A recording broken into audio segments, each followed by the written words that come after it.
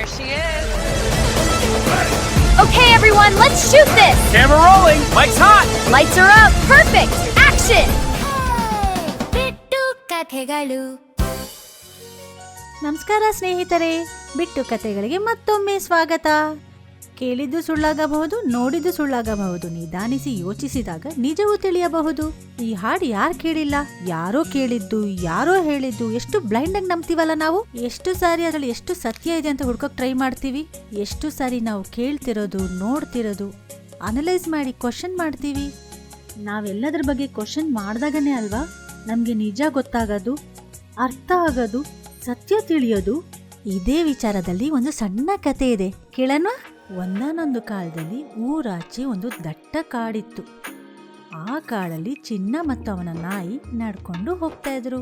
ಆಗ ಅಲ್ಲಿ ಏನ್ ನಡೀತಂದ್ರೆ, ದೂರದಿಂದ ಒಂದ್ ಅಜ್ಜ ಅವನ ಕತ್ತೆ ಹಾಗೂ ಒಂದು ಮೇಕೆ ಜೊತೆ ನಡ್ಕೊಂಡು ಬರ್ತಿದ್ದ. ಚಿನ್ನ ಗಮನಿಸಿ ನೋಡಿದಾಗ ಆ ಕತ್ತೆ ಮೇಲಿರೋ ಮೂಟೆಯಲ್ಲಿ ಅನ್ನ ಹಾಗೂ ಸುಟ್ಟ ಕೋಳಿ ಇತ್ತು. ಚಿನ್ನ ನೋಡ್ತಿದ್ದ ಹಾಗೆ ಅಜ್ಜ ಒಂದು ಗುಹೆ ಹತ್ರ ಹೋದ. ಮೇಕೆನ ಕತ್ತೆ ಕಟ್ಟಿ ಅದೆರಡನ್ನ ಗುಹೆಯೊಳಗೆ ಬಿಟ್ಟ. ಕತ್ತೆ ಮೇಕೆನ ಒಳಗೆ ಕರ್ಕೊಂಡು ಹೋಯ್ತು. ಬೇಜಾರಿಂದ ತಿರುಗಿ ಬರ್ತಿದ್ದ ಅಜ್ಜನ, ಗುಹೆ ಒಳಗೆ ಯಾರಿದ್ದಾರೆ, ಆಹಾರ ಮಾತ್ರ ಒಳಗೆ ಕಳ್ಸಿದ್ರಲ್ಲ, ನೀವ್ಯಾಕೆ ಹೊರಗೆ ನಿಂತಿದ್ದೀರಾ? ಏನಿದೆ, ಮಾಮೂಲಿ ಕಥೆನೆ. ನಮ್ಮ ಗ್ರಾಮಕ್ಕೆ ಹಿಡಿದ ಪೀಡೆ ಯಾವಾಗ ಬಿಟ್ಟು ಹೋಗುತ್ತೋ ಗೊತ್ತಾಗುತ್ತಿಲ್ಲ. ನಾನು ಕೆಲವು ಗ್ರಾಮದ ಪೀಡೆಯನ್ನು ತೊಲಗಿಸಿದ್ದೇನೆ, ನಿಮ್ಮ ಗ್ರಾಮಕ್ಕೆ ಹಿಡಿದ ಪೀಡೆ ಏನು ಅಂತ ಕೇಳ್ದ. ಈ ಬೆಟ್ಟ ದಾಟಿ ಹೋದ್ರೆ ನಮ್ಮ ಊರು ಬರುತ್ತೆ. ಅಲ್ಲಿ ನಾವೆಲ್ಲ ಸುಖ ಸಂತೋಷವಾಗಿ ವಾಸ ಮಾಡುತ್ತಿದ್ವಿ. ಆದ್ರೆ ಒಂದು ದಿನ ಈ ರಾಕ್ಷಸ ಬಂದ. ಇದು ಮಂತ್ರಗಳಿಗೆ ಬಗ್ಗೋದಾಗಿದ್ರೆ ನಮ್ಮ ಪೊಲಯ್ಯ ಯಾವಾಗೋ ಓಡಿಸ್ತಿದ್ದ. ಅವನಿಗೆ ಈ ರಾಕ್ಷಸನ್ನ ಏನು ಮಾಡಕ್ಕಾಗಿಲ್ಲ. ಅದಕ್ಕೆ ಮೊದಲು ಈ ರಾಕ್ಷಸ ಯಾವುದೋ ಬೆಟ್ಟದ ಗುಹೆಯಲ್ಲಿ ಇದ್ದು ನಮ್ಮ ಊರಿನವನ್ನೆಲ್ಲ ತಿಂತಾ ಇತ್ತು. ಅವನಿಗೆ ಹೆದರಿ ಒಬ್ಬೊಬ್ಬನಾಗಿ ನಾವು ಊರು ಬಿಟ್ಟು ಹೋದ್ವಿ. ಊರು ಸ್ಮಶಾನದಂತಾಯಿತು. ಆದ್ರೆ ಊರು ಬಿಟ್ಟು ತುಂಬಾ ದಿನ ಇರುವುದಕ್ಕಾಗದೆ ನಾವು ಒಬ್ಬೊಬ್ಬರಾಗಿ ಹಿಂದಿರುಗಿದ್ವಿ. ನಾವೆಲ್ಲರೂ ಮಾಮೂಲಿನಂತೆ ಬದುಕೋದಕ್ಕೆ ಶುರು ಮಾಡಿದ್ವಿ. ಆದರೆ 6 ತಿಂಗಳಿನಿಂದ ಮತ್ತೆ ಕುರಿ ಮೇಕೆಗಳು ಮಾಯವಾಗೋದು ಶುರುವಾಯಿತು. ಮುಸುಬೆಳಕಿನಲ್ಲಿ ಮಾಂತ್ರಿಕ ಪೋಲಯ್ಯ ಅವನ ಶಿಷ್ಯರಿಗೆ ತಾಲೆಗಿಡದಷ್ಟು ಎತ್ತರ ರಾಕ್ಷಸ ಕಾಣಿಸಿದನಂತೆ. ನಮ್ಮೆಲ್ಲರಿಗೂ ಹೆದರಿಕೆ ಶುರುವಾಯಿತು.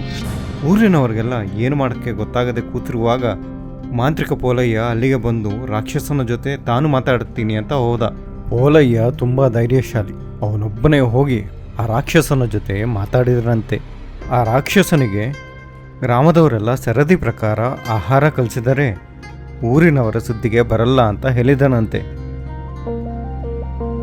ಇದಕ್ಕಿಂತ ಒಳ್ಳೆ ಏರ್ಪಾಟು ಏನಿರುತ್ತೆ? ವಿಧಿ ಇಲ್ಲದೆ ನಮ್ಮ ಗ್ರಾಮಸ್ಥರೆಲ್ಲ ಈ ಏರ್ಪಾಟಿಗೆ ಒಪ್ಪಿಕೊಂಡರು.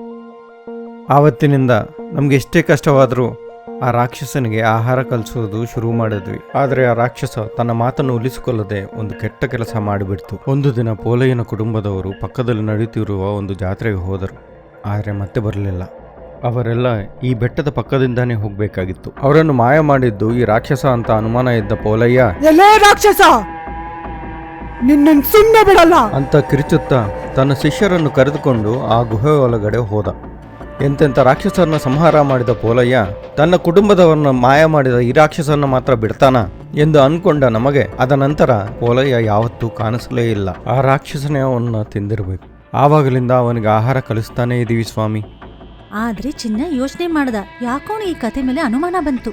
ಆ ರಾಕ್ಷಸ ಪೋಲಯ್ಯ ಮತ್ತು ಶಿಷ್ಯರನ್ನು ತಿಂದ ಮೇಲೆ ಆ ರಾಕ್ಷಸನ ಯಾರಾದ್ರೂ ನೋಡಿದ್ರ? ಪೋಲಯ್ಯದಂತ ಶಕ್ತಿಶಾಲಿ ಮಾಂತ್ರಿಕನ ಸಾಯಿಸಿದ ಅವನು ನಮ್ಮ ಕಣ್ಣಿಗೆ ಕಾಣಿಸ್ತಾನ? ಬಹುಶಃ ರಾಕ್ಷಸನೇ ಸುಳ್ಳಾಗಿರಬಹುದು ಅನ್ಸ್ತು ಚಿನ್ನನಿಗೆ. ಸ್ವಲ್ಪ ಜನ ಮೊಬ್ಬೆಳಿಕೆನಲ್ಲಿ ಆ ರಾಕ್ಷಸನ ನೋಡಿದೀವಿ ಅಂದ್ರು. 4 ಜನ ಕುಟುಂಬದವರ ತಿಂದ ರಾಕ್ಷಸ ಈಗ ಹೇಗೆ ಸರಿಯಾಯಿತು? ಹೇಗೆ ಇದನ್ನ ನಂಬುವುದು? ಏನಾದ್ರೂ ಈ ರಾಕ್ಷಸ ಕಲ್ಪನೆ ಆಗಿದ್ರೆ ಪೋಲಯ್ಯನಿಗೆ ಗೊತ್ತಾಗಿರ್ಬೇಕಿತ್ತಲ್ವಾ? ರಾಕ್ಷಸ ಇರೋದೇ ಸುಳ್ಳಾಗಿದ್ರೆ ಪೋಲಯ್ಯ ಮತ್ತು ಅವರ ಶಿಷ್ಯರು ಗುಹೆಯೊಳಗೆ ಇದ್ದಾರೆ ಅಂತ ಆಯ್ತು. ಅಂದ್ರೆ ಸಂದೇಹ ಬಂದ ಚಿನ್ನ ಆ ರಾತ್ರಿ ಗುಹೆ ಹೊರೆ ಕೂತ್ಕೊಂಡು ಕೇಳಿಸ್ಕೊಂಡಾಗ ಒಳಗೆ ಬಹಳಷ್ಟು ಜನ ಇದ್ದ ಹಾಗೆ ಕೇಳಿಸ್ತು. ಚಿನ್ನ ಸದ್ದು ಮಾಡದೆ ಬೆಕ್ಕಿನಂತೆ ಒಳಗೆ ಹೋದ. ಚಿನ್ನ ದೀಪ ಬೆಳಕಿನಲ್ಲಿ ಸುಮಾರು 15-20 ಜನ ಮಾಂಸವನ್ನು ತಿನ್ನುತ್ತಾ ಇದ್ರು. ರಾಕ್ಷಸ ಮಾತ್ರ ಎಲ್ಲೆಲ್ಲೂ ಕಾಣಿಸಿಲ್ಲ. ಮಾರನೇ ದಿನ ಚಿನ್ನ ಗ್ರಾಮಕ್ಕೆ ಹೋಗಿ ಆ ಗ್ರಾಮಸ್ಥರನ್ನೆಲ್ಲ ಕರೆದು, ನಿನ್ನೆ ರಾತ್ರಿ ನಾನು ಗುಹೆಯೊಳಗೆ ಹೋಗಿದ್ದೆ. ಒಳಗ್ ಸುಮಾರು ಜನ ಇರೋದು ನಿಜ, ಆದ್ರೆ ಅವರು ಭಯಾನಕ ಆಕಾರ ಇರೋ ರಾಕ್ಷಸರಲ್ಲ. ಇಂತಹ ಬೇಕಾದಷ್ಟು ರಾಕ್ಷಸರ ಆಟವನ್ನು ಮುಗಿಸಿದ್ದೇನೆ ನಾನು. ಆದ್ರೆ ಇವರಿಗೋಸ್ಕರ ಕಷ್ಟಪಟ್ಟು ಆಹಾರ ಕಳ್ಸೋದು ಮೂರ್ಖತನ. ಆ ಚಿನ್ನನ ಮಾತು ಕೇಳಿ ಆ ಗ್ರಾಮದವರಿಗೆಲ್ಲ ಜೀವ ಬಂದಂಗಾಯ್ತು. ನೋಡಿ, ನಾನು ಹೇಳಿದ ಈ ವಿಷಯವನ್ನು ನೀವೇ ತಿಳ್ಕೋಬೇಕಿತ್ತು. ಒಂದು ಸಾರಿ ಮನುಷ್ಯನ ಮಾಂಸ ರುಚಿ ನೋಡಿದರೆ ರಾಕ್ಷಸ ಕೋಳಿ ಮೇಕೆ ಇಷ್ಟಪಡೋದಿಲ್ಲ. ಆದ್ರೆ ಇಲ್ಲಿ ಗುಹೆ ಒಳಗಿರುವ ರಾಕ್ಷಸರು ಮನುಷ್ಯರನ್ನು ತಿನ್ನಕ್ಕೆ ಗುಹೆ ಬಿಟ್ಟು ಹೊರಗೆ ಬರ್ತಾನೆ ಇಲ್ಲ. ಈಗ ನಿಮ್ಮ ಕೆಲಸ ರಾಕ್ಷಸ ಬೇಟೆ ಆಡುವುದು. ಅದಕ್ಕೆ ದೊಡ್ಡ ತಯಾರಿಯೇನು ಬೇಕಾಗಿಲ್ಲ. ಗುಹೆ ದ್ವಾರಕ್ಕೆ ಹಸಿ ಕಟ್ಟಿಗೆ ಅಡ್ಡವಿಟ್ಟು ಅಂಟಿಸಿ ಒಳಗಿರುವ ರಾಕ್ಷಸರನ್ನು ಹೆದರಿಸೋಣ. ಬೇರೆ ದಾರಿ ಇಲ್ಲದೆ ರಾಕ್ಷಸ ಹೊರಗೆ ಬರ್ಲೇಬೇಕು.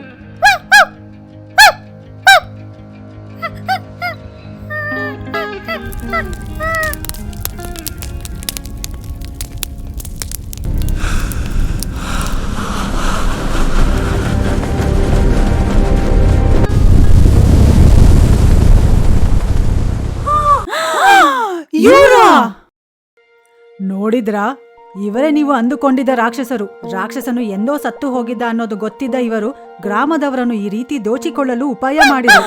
ಪೊಲೆಯ ಮತ್ತು ಅವನ ಶಿಷ್ಯರಿಗೂ ಆ ಗ್ರಾಮದಲ್ಲಿ ಇರಕ್ಕೆ ಮುಖವಿಲ್ಲದೆ ಅವರು ಎಲ್ಲರಿಗೂ ಕೊನೆಯ ನಮಸ್ಕಾರ ಹೇಳಿ ಬೇರೆ ಗ್ರಾಮಕ್ಕೆ ಹೊರಟು ಹೋದ್ರು.